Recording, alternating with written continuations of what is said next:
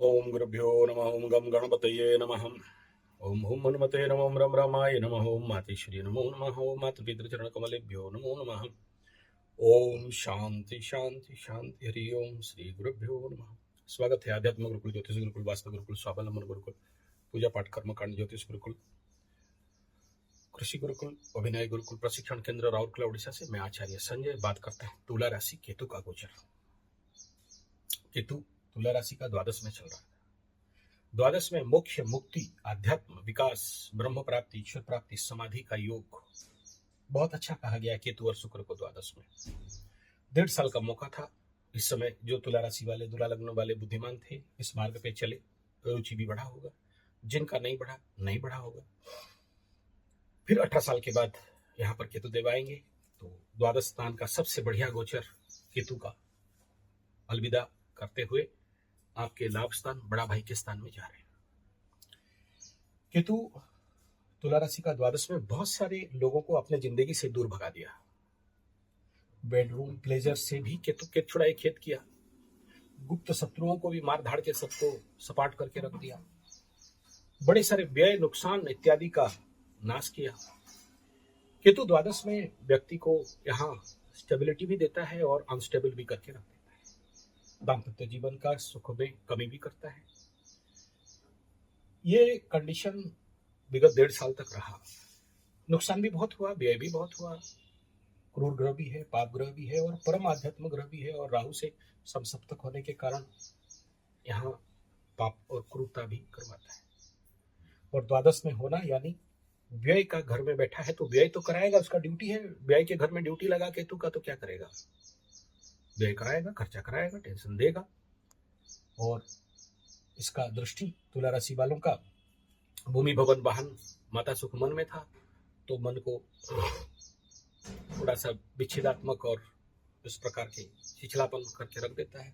अपने घर से दूर करवा देता है, या अपने घर से भगाने का दूर कर देता है। घर द्वार मिलने में प्रॉब्लम कर देता है। तो परेशानी तो था 1.5 साल में। छठा में आरोग्यता करता है, लेकिन गुप्त शत्रु इत्यादि का निहंता, हत्या भी करता था। रोग विपुरण से बचाता भी है, लेकिन राहु बैठा था तो बढ़ाएगा भी, कमाएगा भी। और आपके यहाँ अष्टम स्थान पे दृष्टि, तो ऑकल्ट इत्यादि में रुचि करना और गुप्त तत्वों में, गुप्त विद्या में, गुप्त धन में अचानक प्राप्ति का भी योग करवा देता है। ये लास्ट टाइम किया, अभी वो भाग रहा है।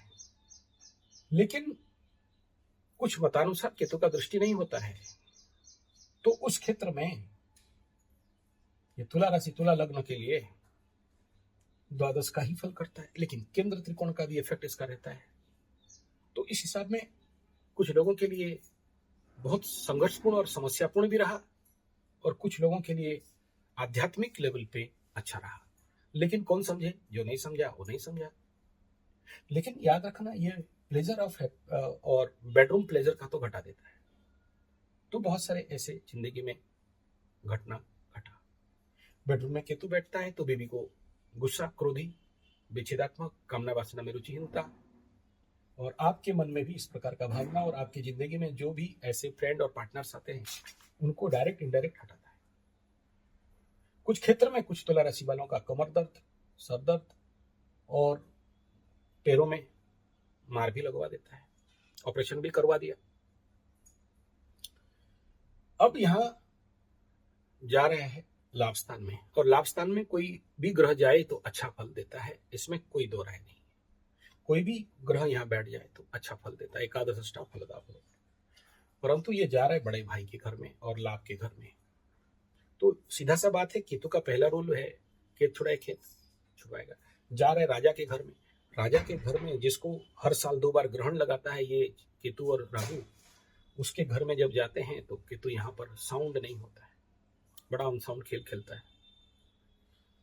इसलिए सावधानी तो जरूर रहना चाहिए। तो किससे? बोला बड़ा भाई। किससे? अगर मन में बहुत सारा इच्छा है, किससे?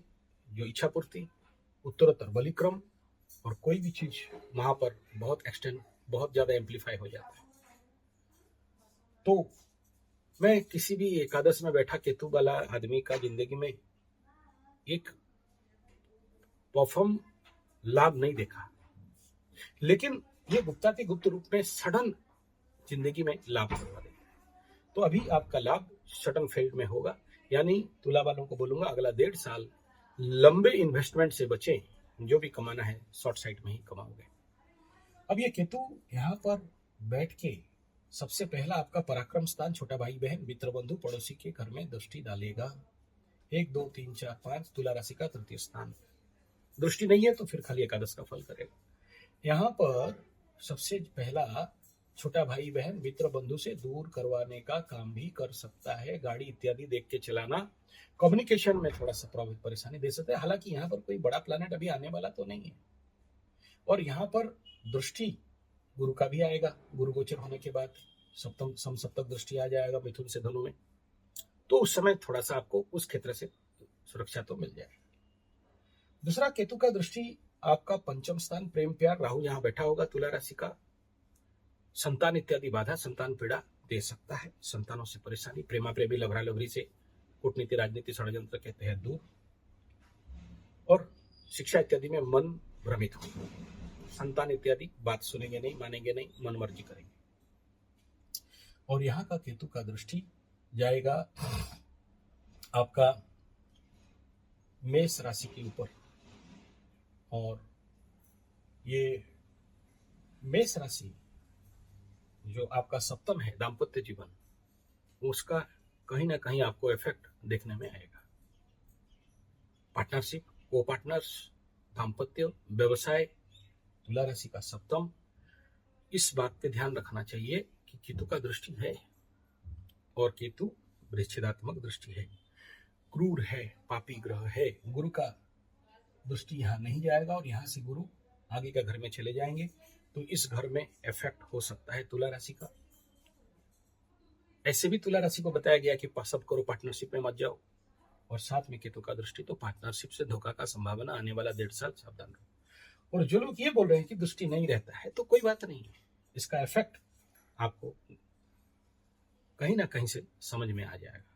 फिलहाल ये तो समझ में आ गया कि यहाँ का कोई प्लैनेट गलत फल नहीं देगा एकादश का, परंतु यहाँ पर आने वाला समय में अभी कुछ दिन तो ये ब्लॉक रहेगा।